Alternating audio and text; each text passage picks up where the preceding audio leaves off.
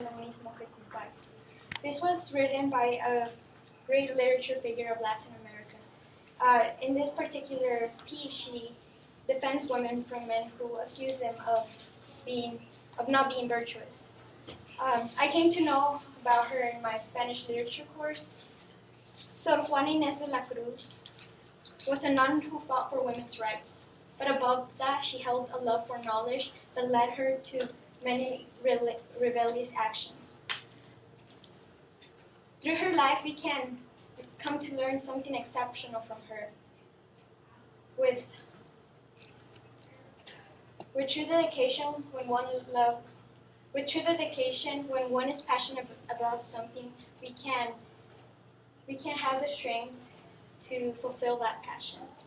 In her time, this woman possessed many admirable traits: a strong will, a feminist mind, and a passion for learning that was uncomparable.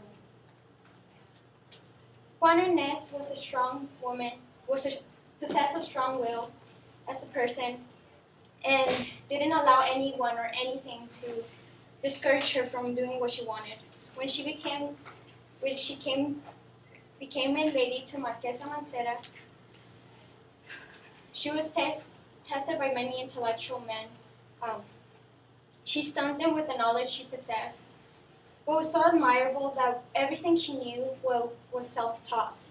Sor Juana shows us to never be intimidated, and standing for ourselves is the only way we can find our true happiness. She demonstrates this when she defends her feminist views. Sor Juana Inés de la Cruz was one of the first feminists documented in Latin America. She was one of the first who publicly fought for women's rights and gender equality. This is especially noticed when she responds to a bishop who criticized her writing and told her to focus on the church. She was not afraid to stand up to this superior and voice her opinion. With that, she shows us courage, her courage to defend what we love. When Juana Inés discovered her passion for learning, she never let that go. It is incredible that at the age of 3 she learned to read, and then later on she read her own grandfather's library. It is outstanding that at such a young age she had the capacity to learn on her own.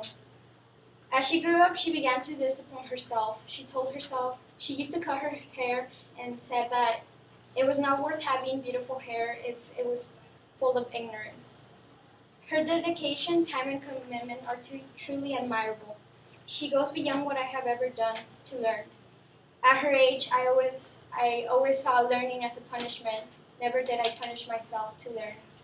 Her passion for knowledge was among one of the greatest I have ever noticed. A prodigy of her time she truly was. With her unbreakable will, her feminist mind, and her love to learn are truly admirable. I would like to leave you with a verse of one of her translated letters. I don't study to know more, but to ignore less.